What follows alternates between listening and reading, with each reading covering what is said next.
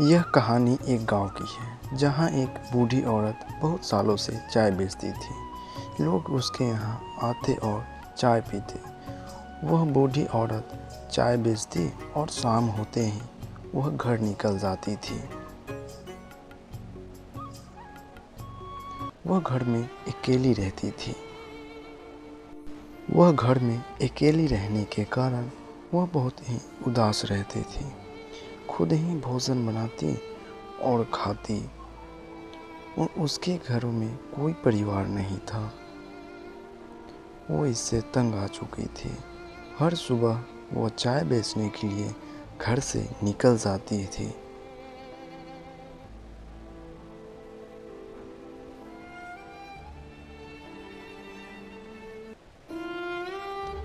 उसका एक पुराना ग्राहक होता है जिसका नाम रमेश था। वह उसके यहाँ डेली आकर चाय पीता था।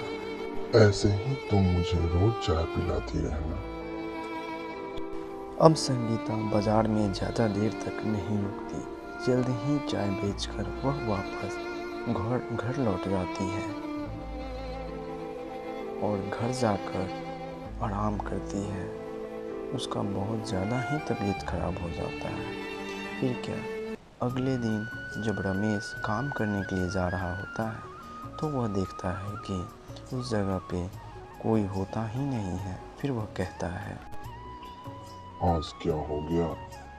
आज संगीता चाय बेचने तो आए ही नहीं। लगता है मुझे ऐसे ही जाना पड़ेगा। पता नहीं क्या हो गया होगा। मुझे लगता है उसके घर जाकर देखना चाहिए कि वो आज क्यों नहीं आई है। मैं उसके घर जाता हूँ और उसे बुला कर लाता हूँ और मैं फिर से चाय पीऊँगा। फिर रमेश उसके घर की ओर जाने लगता है। रमेश उसके गांव में पहुंच जाता है।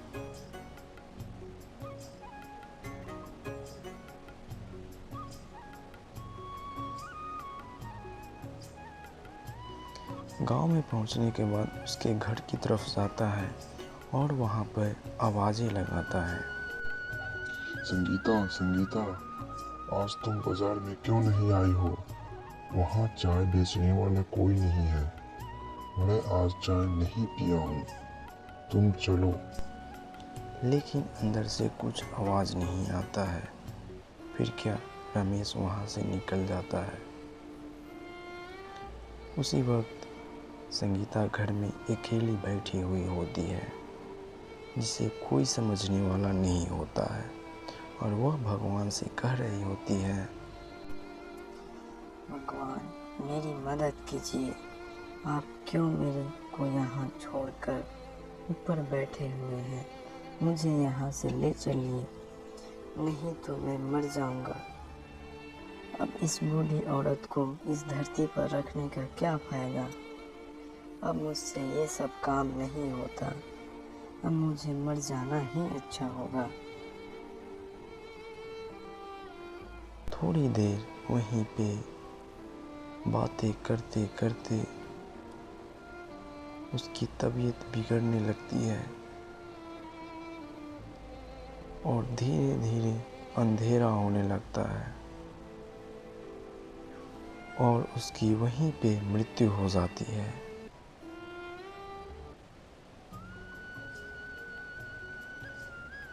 फिर अगले सुबह उस जगह संगीता की आत्मा चाय बेचने लगती है और वह चुड़ैल बन जाती है जिससे उसके पास कोई चाय पीने के लिए नहीं आता।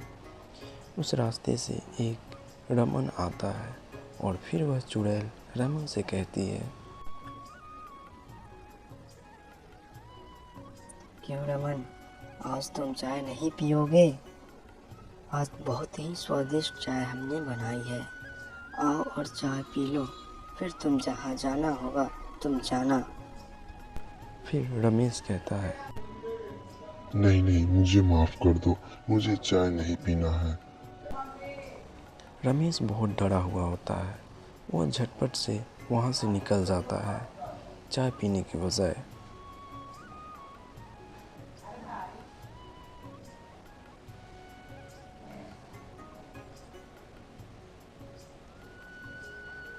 फिर उसका पुराना ग्राहक रमेश आता है।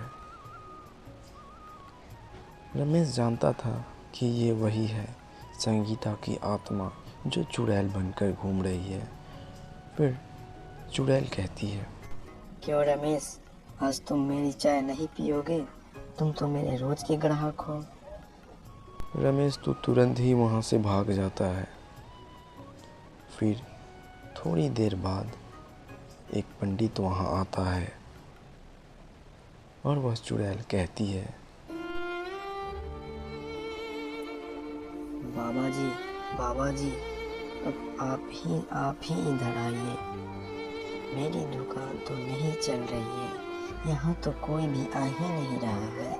पहले सब आते थे, अब यहाँ कोई चाय पीने नहीं आ रहा है। आप ही बताइए मुझमें क्या दिक्कत है जो कोई मेरे पास नहीं आ रहा है। मुझे देखते से ही भाग जा रहे हैं। फिर पंडित उसके सामने जाता है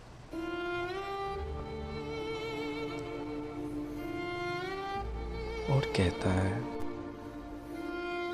देखो, तुम अब संगीता नहीं रही, तुम एक अब उसकी चुड़ैल बन चुकी हो, जिससे तुम्हें देखकर सब कोई भागता रहेगा, तुम्हारे पास कोई नहीं आएगा। तुम्हें अब इस धरती पर नहीं रहना चाहिए, तुम्हें अपनी जगहों पर चल जाना चाहिए।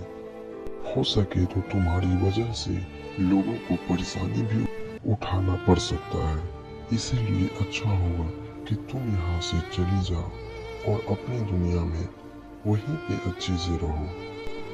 इस धरती पर चुड़ैलों के लिए कोई जगह नहीं है। मैं मानता हूँ कि तुम्हें परेशानी हुई, तुम्हारा देखने वाला कोई नहीं था, लेकिन तुम क्या करोगे? फिर चुड़ैल कहती है, हाँ बाबा जी, आप सच कह रहे हैं। मेरी ही गलती है कि मैं यहाँ चुड़ैल बनकर चाय बेचने लगी। मुझे तो पता ही नहीं था कि मैं एक मरी हुई इंसान हूँ, जिससे मुझे देखकर सब कोई डरेगा। अब मैं यहाँ से जा रहा हूँ। धन्यवाद।